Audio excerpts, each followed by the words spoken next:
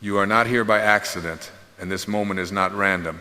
Something within you already knows that what you are hearing is not information, but remembrance. Not something new to acquire, but something ancient to recover. Long before you learned your name, your roles, your wounds, your ambitions, and your fears, there was an awareness that simply was. And that awareness is still here, quietly observing, patiently waiting, never anxious, never in a hurry, never doubting its own worth. This is the part of you that does not chase, does not beg, does not strive. This is the part of you that attracts effortlessly, not by effort, but by alignment. We spend so much of our lives believing that fulfillment exists somewhere outside of us, just over the horizon of achievement, just beyond the next milestone, just past the next relationship, the next paycheck, the next moment when the world finally gives us permission to feel whole. And yet, the deeper truth, the one that gently dissolves the ego and awakens the soul, is that life is not responding to what you want. Life is responding to what you are, not what you say you want, not what you think you deserve, but what you are embodying at the level of consciousness. You see, wanting is often rooted in a subtle belief of lack. Wanting says, I do not have. Wanting says, something is missing.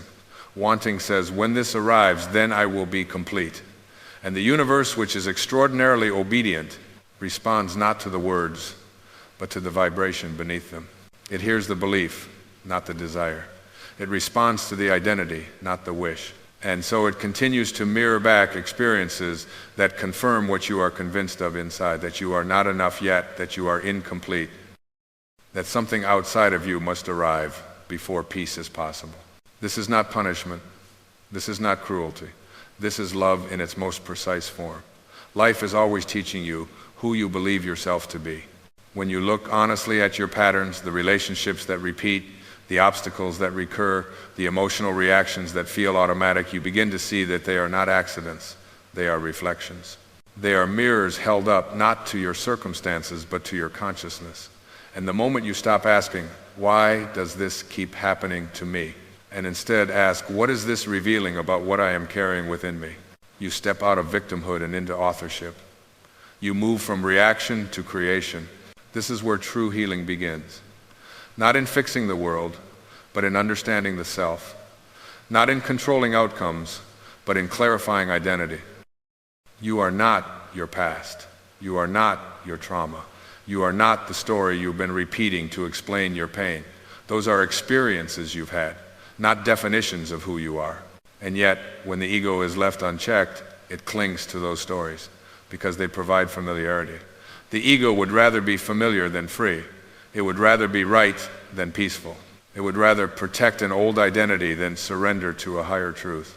And so it whispers, this is just how I am, not realizing that this sentence is one of the most limiting affirmations a human being can speak. You are not just how you are. You are how you have been conditioned to believe you are. The ego thrives on comparison, judgment, resentment, and fear because these keep attention focused outward. As long as you are measuring yourself against others, blaming circumstances, replaying old wounds, or anxiously projecting into the future, you remain disconnected from the present moment, the only place where transformation is possible. The ego is always either remembering or anticipating. The soul is always now, and in this now moment, there is nothing missing. This is perhaps the most radical truth you will ever encounter. Your worth is not negotiable. It does not increase with success or diminish with failure. It does not depend on approval, productivity, attractiveness, or usefulness. It is intrinsic. It is inherent. It is non-transferable. You were worthy before you accomplished anything, and you will be worthy even when you accomplish nothing at all. To understand, this is not arrogance. It is humility, because it acknowledges that your value does not come from the ego's efforts, but from the source that created you. When you begin to live from this understanding, something extraordinary happens.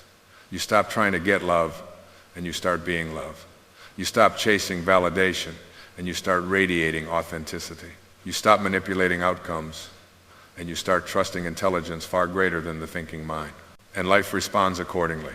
You do not attract abundance by obsessing over money. You attract abundance by embodying a consciousness of sufficiency, generosity, and trust. You do not attract love by fearing abandonment. You attract love by knowing your own completeness. You do not attract peace by fighting anxiety. You attract peace by releasing resistance to the present moment. The outer world reorganizes itself around the inner state because the inner state is the cause and the outer experience is the effect. This is not philosophy meant to impress the intellect. This is a law as reliable as gravity. Think of your consciousness as a tuning fork.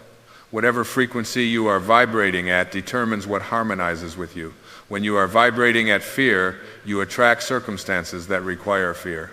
When you are vibrating at resentment, you attract situations that justify resentment. When you are vibrating at self-doubt, you attract obstacles that confirm it. And when you shift even slightly into trust, compassion, gratitude, and presence, life begins to introduce people, opportunities, and insights that align with that new frequency. This is why personal growth is never about becoming someone else. It is about unbecoming everything you are not. It is about shedding false identities, inherited beliefs, and conditioned fears that have obscured your natural state. The oak tree does not strain to become an oak. It simply removes what blocks the acorn from expressing its inherent design. In the same way, you are not here to manufacture greatness, you are here to allow it. But allowance requires surrender, and surrender is frightening to the ego.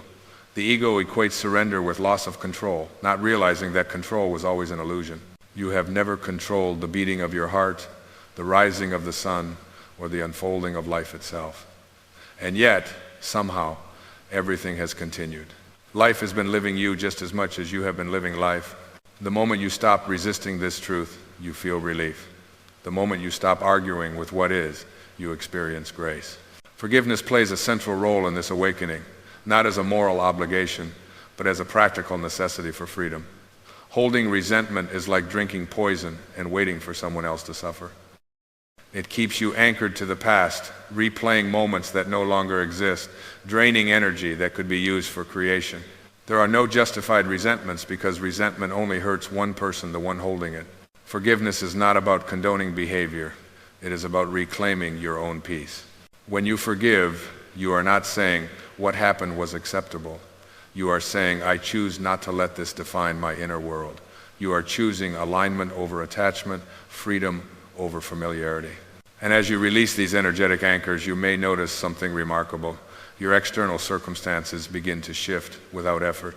People change. Opportunities appear. Obstacles dissolve. Not because you force them to, but because the inner environment that sustained them is no longer present. This is the quiet power of inner work. It does not announce itself. It does not demand recognition. It simply transforms. Living in the now is not a technique, it is a recognition. The present moment is not something you enter, it is something you remember.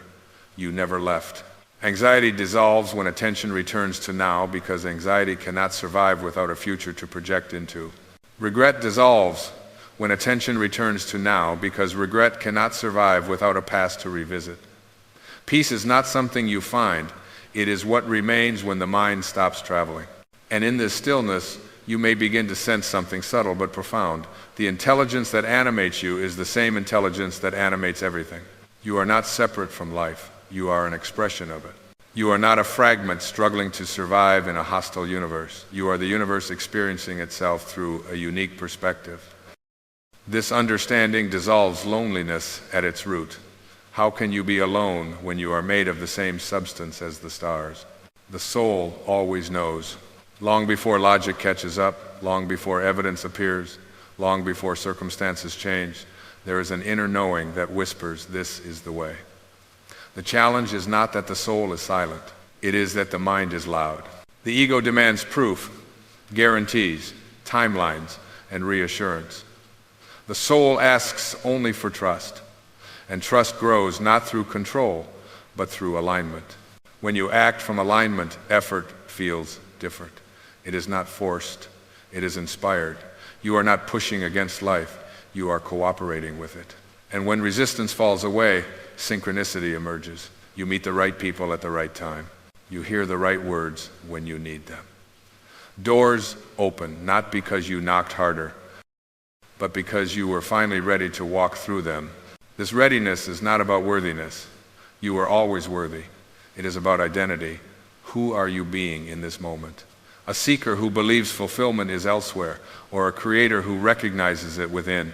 A victim of circumstance, or a conscious participant in the unfolding of life? A body with a soul, or a soul having a human experience?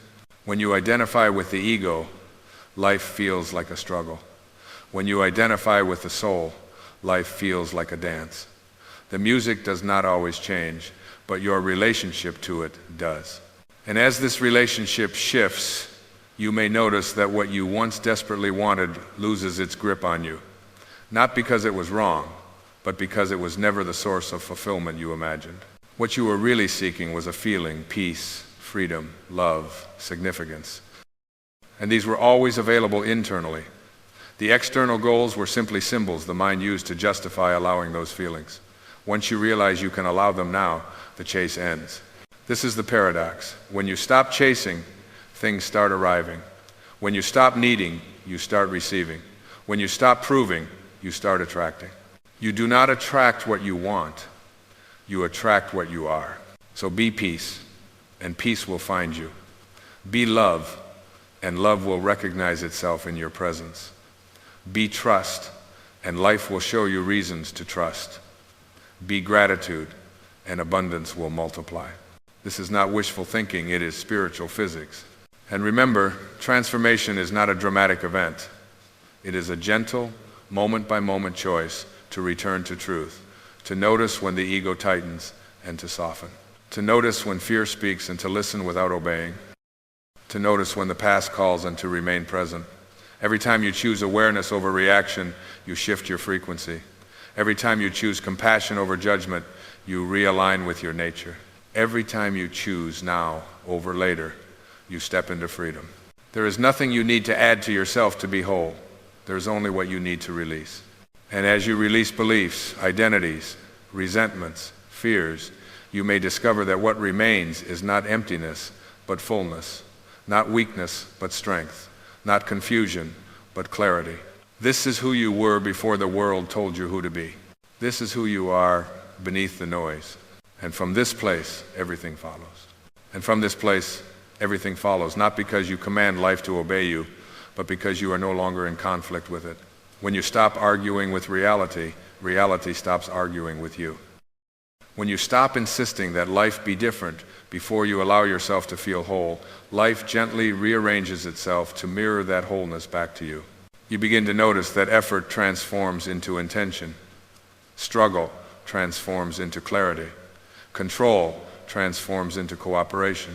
The need to dominate outcomes dissolves into a quiet confidence that whatever unfolds is unfolding with you, not against you.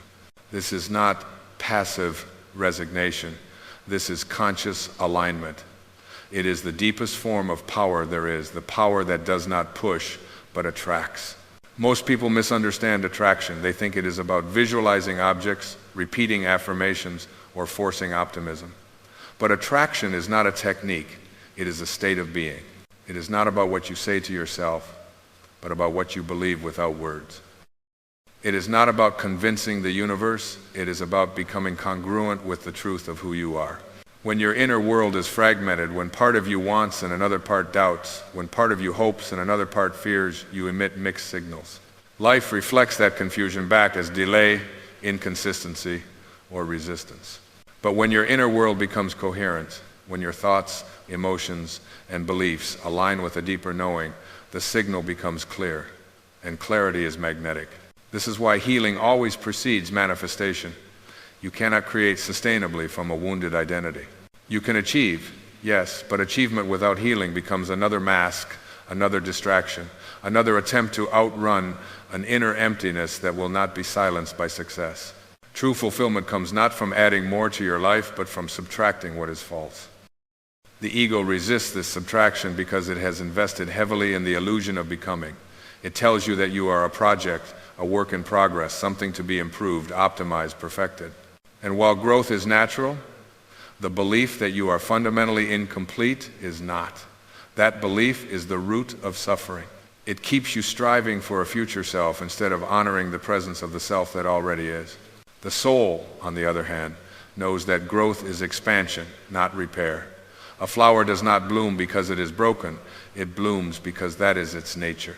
In the same way, your evolution is not about fixing what is wrong with you, but about expressing what is right with you more fully. As you begin to live from this understanding, you may notice subtle shifts in how you relate to time. The urgency softens. The impatience loosens its grip. You stop asking, when will it happen? And start asking, who am I being while I wait?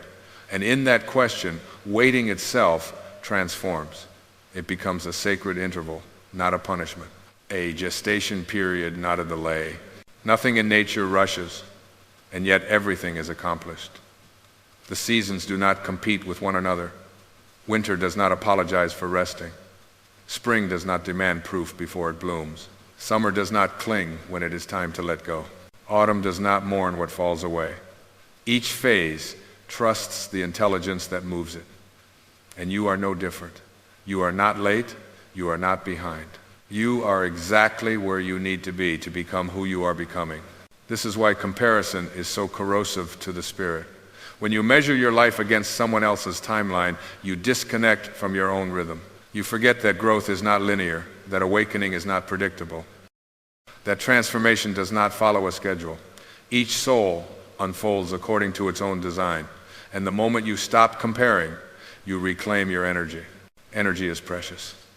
Where you place your attention determines the quality of your experience.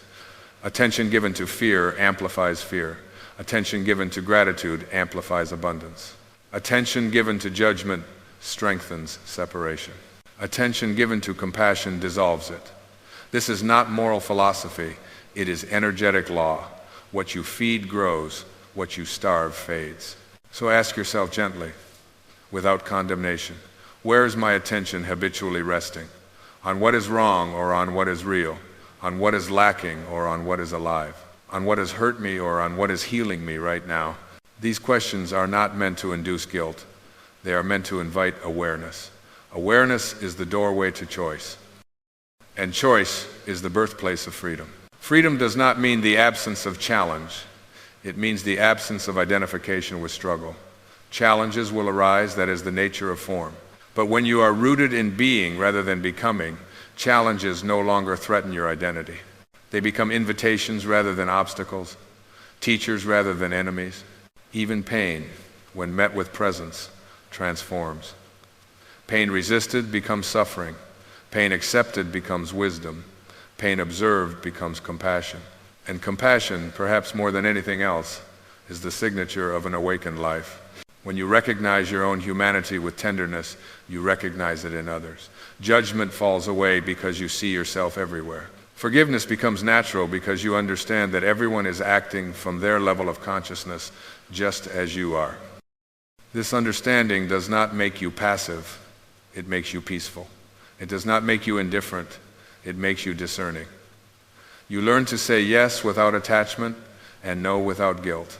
You learn to participate fully without losing yourself. You learn to love deeply without clinging. And as your relationships shift, so does your sense of self. You stop seeking completion through others. You stop outsourcing your worth. You stop asking people to fill spaces that were never empty to begin with.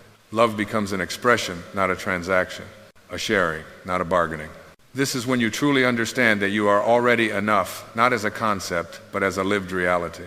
Enough not because you have achieved some standard, but because you are aligned with your source.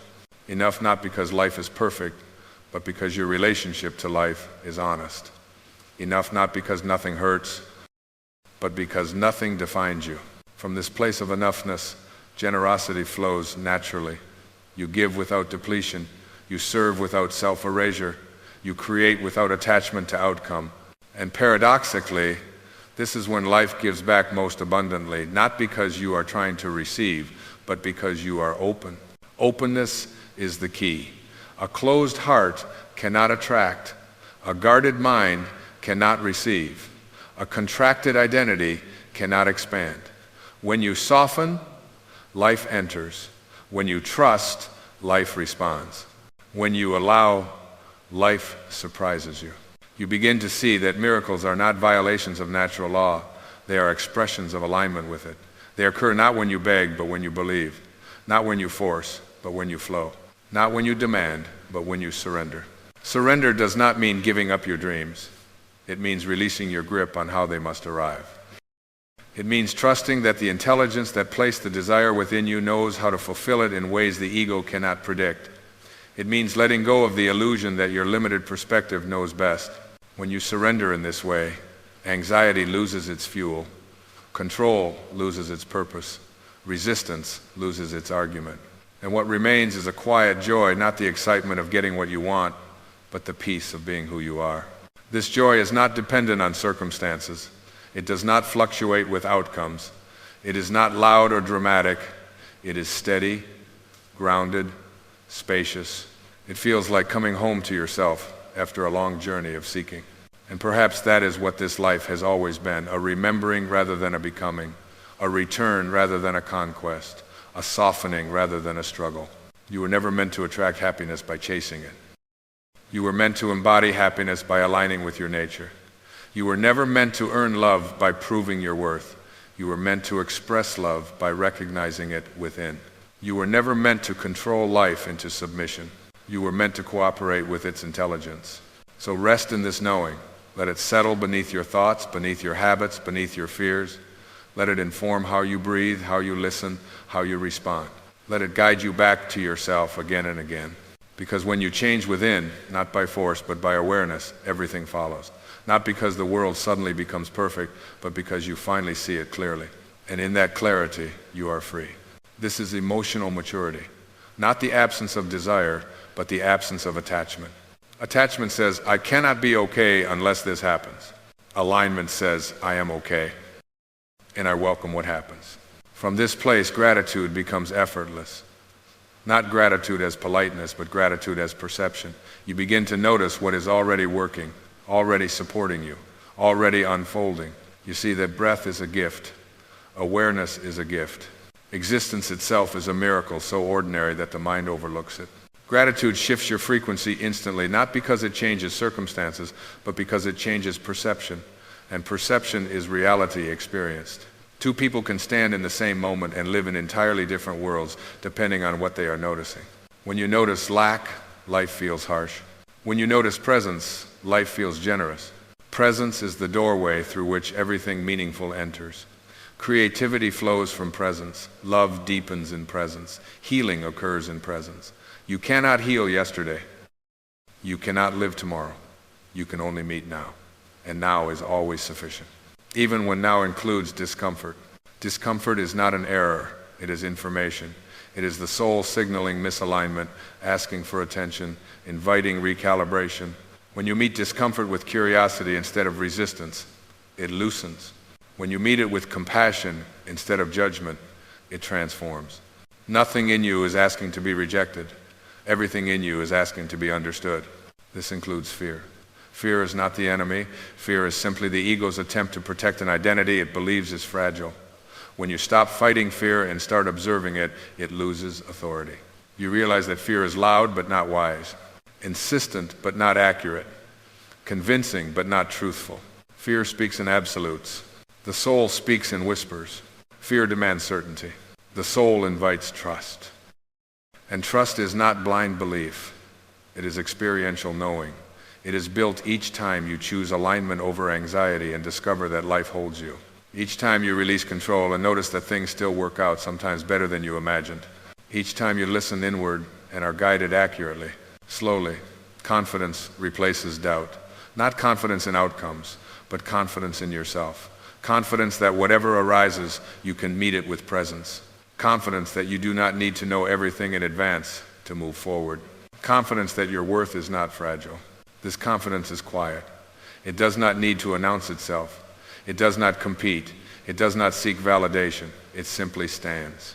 And from this inner stability, outer stability emerges.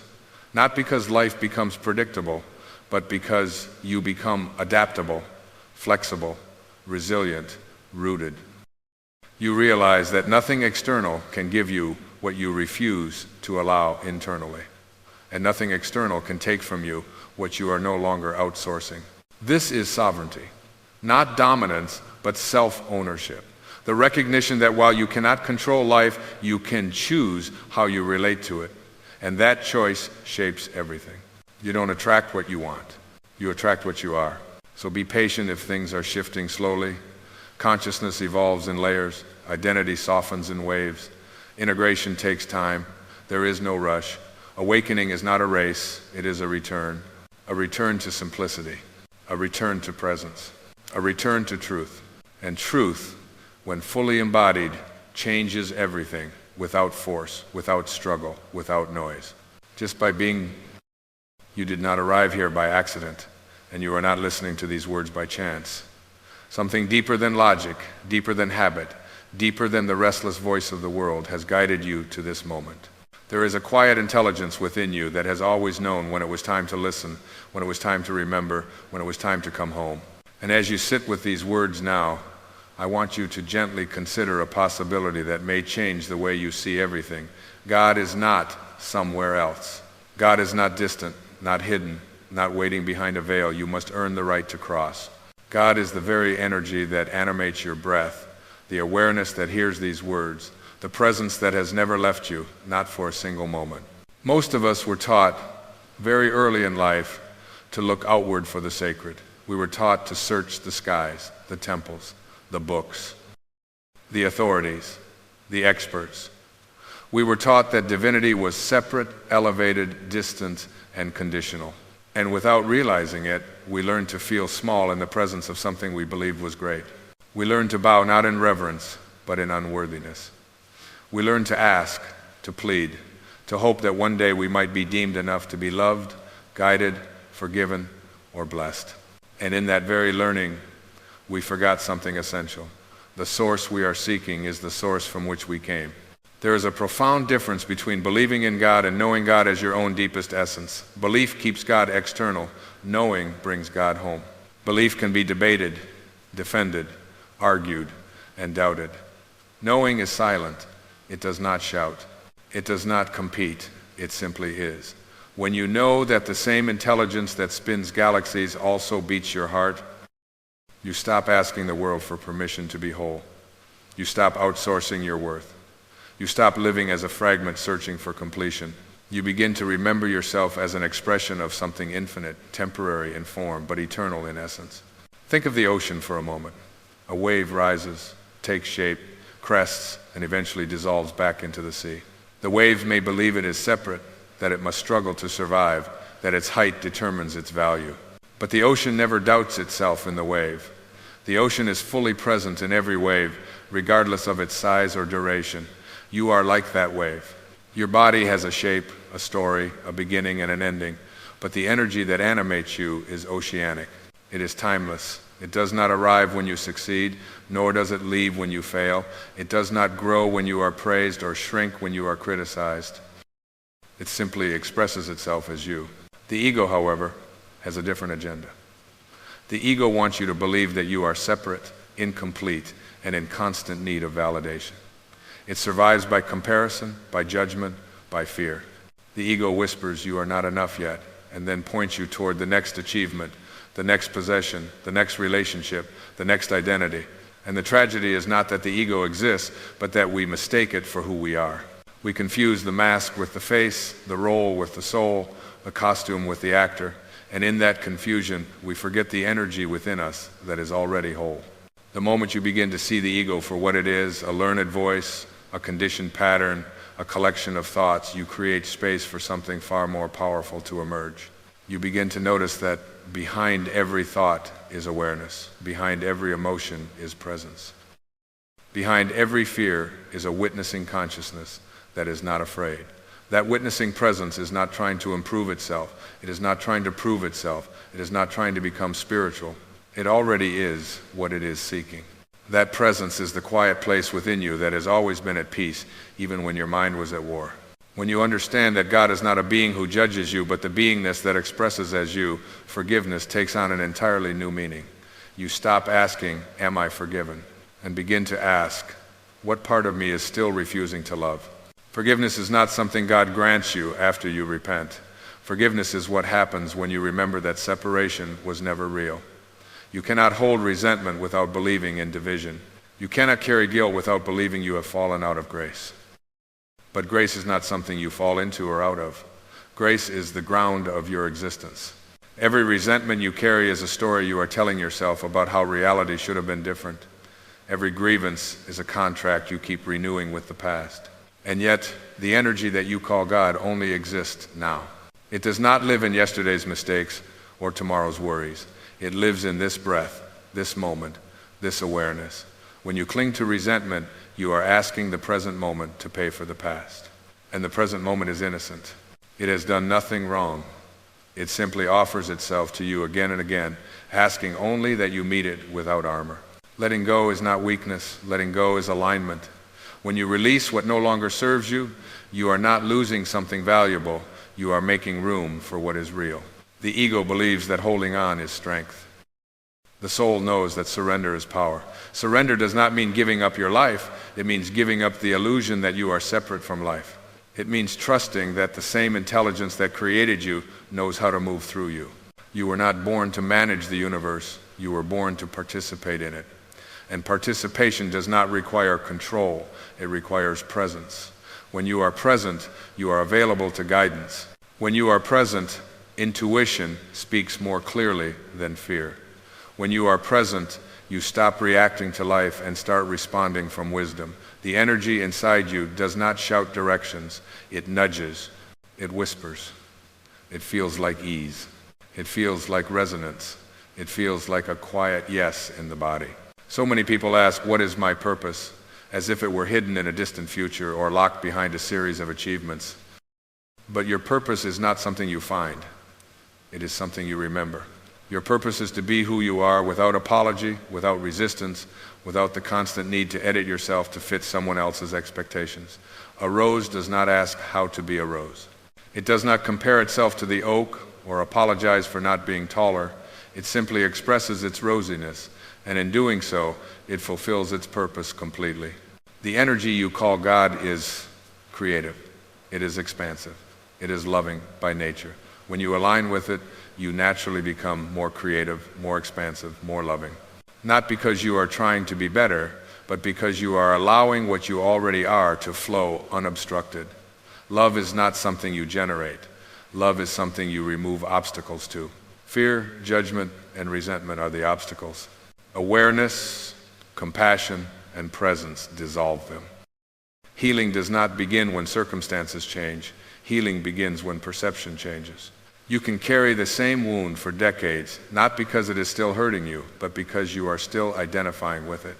The moment you stop saying, this happened to me, and begin saying, this happened and I am still here, something shifts. The moment you see yourself not as a victim of life, but as an expression of life, you reclaim your power. Not power over others, but power within yourself, the power to choose meaning, to choose peace, to choose love. The divine energy within you does not ask you to be perfect. It asks you to be present. It does not demand that you never feel fear. It invites you to notice fear without becoming it. It does not insist that you always get it right. It gently reminds you that even when you think you have gotten it wrong, you are still held, still guided, still loved. There is nothing you can do to earn that love, and there is nothing you can do to lose it. Love is not a reward.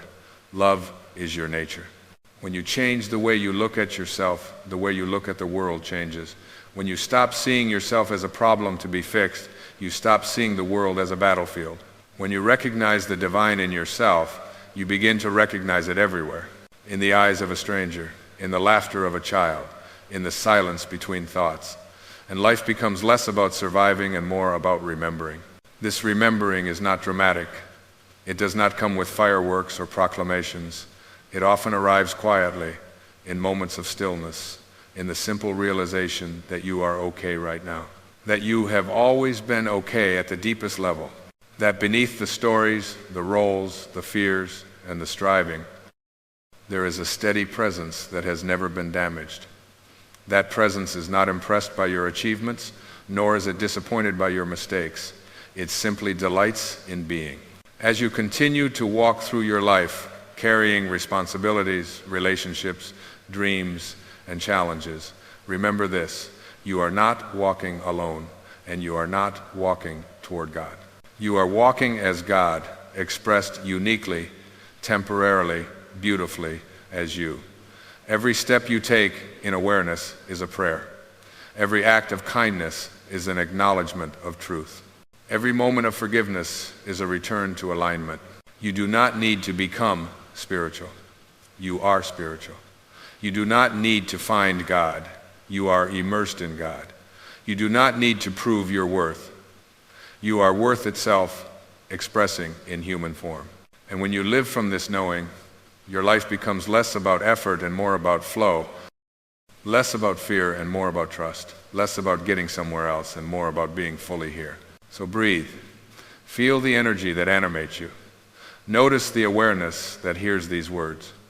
Let the seeking soften. Let the striving rest. And allow yourself, perhaps for the first time, to simply be what you have always been, a living expression of the divine, whole, guided, and deeply loved. And as you stay with this awareness, as you allow it to settle, not just in your mind, but in your body, in your breath, in the quiet spaces between thoughts, something subtle yet profound begins to happen. You stop trying so hard to become someone else. You stop measuring your life against an invisible standard that was never meant for you. You begin to sense that the peace you were searching for was never hiding in the future. It was waiting patiently beneath the noise of becoming. Most of the exhaustion people feel is not from doing too much, but from pretending to be something they are not. It is exhausting to carry masks. It is tiring to perform identities. It drains the soul to live from a place of not enough.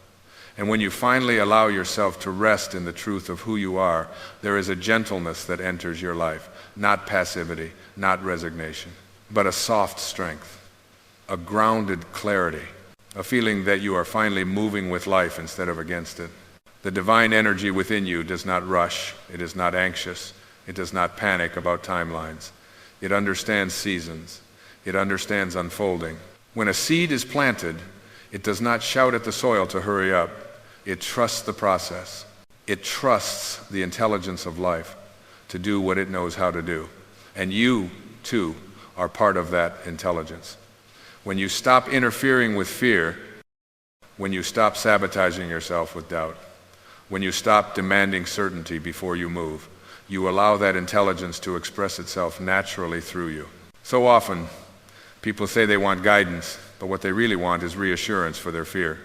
True guidance does not always feel comfortable. It feels aligned, and alignment has a quiet certainty to it. It does not scream, it does not argue, it does not beg. It simply feels right, even when the path ahead is unclear. When you learn to trust that feeling, when you learn to honor the subtle knowing in your body, you stop outsourcing your wisdom to the world. This is what it means to live from the inside out rather than the outside in. The outside world is always changing. Opinions shift. Circumstances rise and fall. Praise turns to criticism. Applause fades. But the energy inside you, the awareness that observes all of it, remains untouched. When you anchor yourself there, you gain a kind of stability that no external success can provide and no external loss can take away. There is a reason that moments of stillness feel nourishing. There is a reason silence feels sacred. In stillness, the ego loosens its grip. In silence, the soul speaks. Not in words, but in knowing. Not in commands, but in clarity. This is why so many people are uncomfortable with quiet. Quiet removes distraction, and without distraction, we are invited to meet ourselves. But once you move through that initial discomfort, once you stop running from your own presence, you discover that what is waiting for you is not judgment, but compassion. Compassion for yourself changes everything. When you stop punishing yourself for being human, you stop needing to punish others for being human too. When you understand that your mistakes were not moral failures, but moments of unconsciousness, you begin to see others the same way. And this is where true forgiveness is born, not from obligation, but from understanding. Forgiveness becomes less about excusing behavior and more about releasing yourself from the burden of carrying it. Holding on to anger does not make you strong. It makes you tired. Carrying resentment does not protect you. It imprisons you. The divine energy within you is expansive, and resentment contracts it. Love flows outward. Fear folds inward. When you choose forgiveness, you are not saying what happened was acceptable. You are saying that your peace matters more than your pain. You are choosing freedom over familiarity. And freedom, real freedom, is an inside job. It is not found in controlling circumstances or people. It is found in mastering perception. When you realize that you always have the power to choose how you relate to what happens, you reclaim your sovereignty. You stop being a victim of life and become a participant in it, not by force, but by awareness. Awareness is the great healer. When you bring awareness to a wound, it begins to soften. When you bring awareness to fear, it loses its grip. When you bring awareness to thought patterns, they no longer run your life unconsciously. Awareness is not something you create. It is what you are. You simply remember to use it. This remembering brings you into the present moment. And the present moment is where life actually happens. Not in regret, not in anticipation. Here, now, breathing, listening, being. The mind will try to pull you away into stories of what was or what might be, but every time you return to now, you return to truth. The energy inside you does not live in stories. It lives in presence. Presence does not mean you stop planning or reflecting. It means you no longer lose yourself in time. You use time instead of being used by it. You engage with life without abandoning yourself. And from this place, action becomes inspired rather than reactive. You do what needs to be done, but you do it without inner conflict, without resistance, without self-betrayal. When you live this way, life begins to feel less like a struggle and more like a dialogue. You listen and you respond. You trust and you move. You rest and you grow. You stop asking life to prove itself to you, and instead you begin to prove yourself trustworthy to life. You show up with openness rather than armor. Curiosity rather than judgment. Love rather than fear. And here's the quiet truth that changes everything. The energy you call God has never been disappointed in you. Disappointment is a human projection. Divinity does not keep score. It does not tally sins or track failures. It only knows expression. It only knows expansion. When you act from love, you align with it. When you act from fear, you experience contrast. But even contrast is part of learning, not punishment. There is nothing wrong with you. There never was. There may be conditioning to unlearn, stories to release, habits to soften, but your essence has never been damaged. You are not broken. You are remembering. And remembering takes patience. It takes kindness. It takes willingness. But it does not take force. So be gentle with yourself as you awaken. Do not rush the unfolding. Do not compare your journey to anyone else's. Comparison is the ego's favorite distraction. Your path is unique because your expression is unique, and the divine energy delights in expressing itself through endless variation. You are not meant to copy. You are meant to contribute. As you move forward, carry this knowing lightly but faithfully. You are not alone inside your own life. You are supported by the very force that breathes the stars into existence. Every moment you choose presence over panic, love over fear, truth over ego, you come into greater alignment with that force. And alignment feels like peace, not the absence of challenge, but the absence of inner war.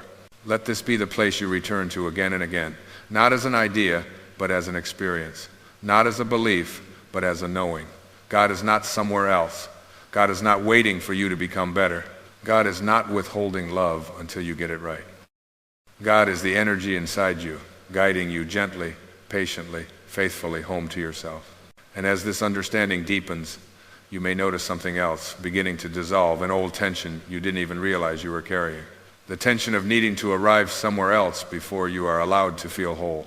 The tension of believing that peace is conditional, that fulfillment is postponed, that joy must be earned through effort or suffering. When that tension loosens, life does not suddenly become perfect, but it becomes honest. And honesty is far more liberating than perfection ever could be. You begin to see that much of what you once chased was not wrong, just misplaced. You were never wrong for wanting love, safety, meaning, or connection. You were only mistaken about where to find them. You looked outward because you forgot inward. You searched in approval because you forgot acceptance.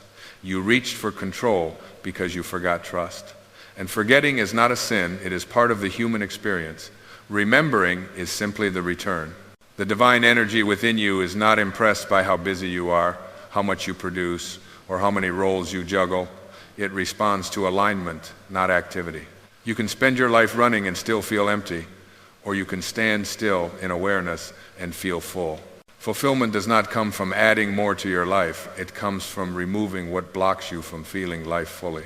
One of the greatest blocks is the belief that your value fluctuates, that it rises when you succeed and falls when you fail. But value that fluctuates is not value, it is performance. The truth is simpler and far more radical. Your worth is intrinsic. It is not conferred by success or revoked by mistakes.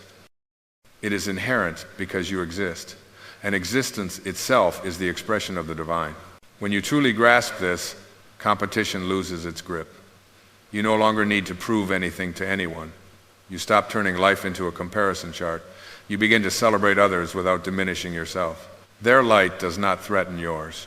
In fact, it reflects it. The divine energy does not run out. It multiplies through expression.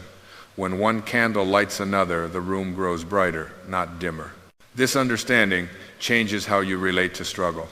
Struggle no longer feels like evidence that you are doing something wrong. It becomes a signal that something is asking to be seen differently. Pain is not punishment, it is information. It points to where you are resisting reality, where you are clinging to an identity that no longer fits, where you are trying to control what is meant to flow. Resistance is exhausting because it asks you to fight life itself. Acceptance, on the other hand, does not mean you approve of everything. It means you stop arguing with what is. And when you stop arguing with reality, you free enormous amounts of energy. That energy can then be used to create, to heal, to love, to grow. Acceptance is not the end of change. It is the beginning of intelligent change. The ego fears acceptance because it believes acceptance means surrendering control, and it is right, control does loosen, but what takes its place is not chaos, it is wisdom. The wisdom to know when to act and when to wait, when to speak and when to listen, when to hold on and when to let go. This wisdom does not come from thinking harder, it comes from listening deeper. Listening deeper means learning to trust the quiet voice within you, the one that does not shout over fear but calmly persists beneath it. That voice has always been there. It was there when you were a child, before the world told you who to be. It was there in moments when something felt right even though it didn't make sense. It was there when you ignored it and later wished you hadn't. That voice is not emotional. It is clear. It is steady. It is the divine intelligence expressing itself as intuition. Intuition is not mystical, it is natural. It is what happens when you are aligned with yourself. When you are no longer fragmented by fear, guilt, and obligation, your inner guidance becomes unmistakable. It does not promise ease, but it promises truth. And truth, even when challenging, always brings peace in the long run. Peace does not mean your life becomes quiet on the outside. It means your life becomes quiet on the inside. You may still face deadlines, disagreements, and decisions, but they no longer define you. They pass through awareness instead of consuming it. You handle them with clarity rather than panic, with presence rather than projection. This is what it means to be in the world but not of it, to participate fully without losing yourself, to care deeply without clinging, to love fully without fear of loss. Love rooted in fear says, I need you to complete me. Love rooted in truth says, I am whole and I choose to share. The first binds, the second frees. And freedom is the natural state of the soul. Not freedom from responsibility, but freedom from illusion. The illusion that you are separate, the illusion that you are alone, the illusion that you must earn the right to exist. When these illusions fall away, life feels lighter, even when it is serious. There is a playfulness that emerges, a curiosity, a willingness to meet life as it is rather than how you think it should be. You begin to notice beauty where you once saw only routine, in ordinary moments, in small kindnesses, in quiet mornings, in the simple act of breathing without needing a reason. Gratitude arises not because everything is perfect, but because everything is alive, and you are alive within it. The energy inside you responds to gratitude because gratitude aligns you with reality rather than resistance. When you are grateful, you are present. When you are present, you are aligned. When you are aligned, you experience flow. Flow is not luck. It is the natural result of being in harmony with what is. And harmony does not require you to suppress emotions. Feel what you feel. Sadness, anger, fear, they are not enemies. They are visitors. Let them come. Let them speak. Let them leave. Do not build a home for them. Do not make an identity out of them. Awareness welcomes without attachment. It allows without identification. This is how healing happens. Not by force, not by denial, but by presence. What you can feel, you can heal. What you resist persists. When you stop fighting yourself, the energy that was trapped in conflict becomes available for growth. Growth is not about becoming someone better than you are. It is about becoming more fully who you already are. Peeling away what is false. Releasing what is heavy. Trusting what is real. And what is real in you has never been afraid, never been broken, never been lost. As you continue listening, living, and remembering, let this truth settle gently into your awareness. You are not moving toward divinity, you are moving from it. Every step you take in consciousness is divinity expressing itself through form. Every moment you choose love over fear is God knowing itself through you. There is nothing else you need to do to be worthy of this. Nothing to add, nothing to fix, nothing to prove. Simply notice, simply allow, simply be. And in that being, you will find that what you were searching for has been quietly waiting within you all along, steady, patient, eternal, the living energy you call God, breathing as you, seeing as you, loving as you, now and always.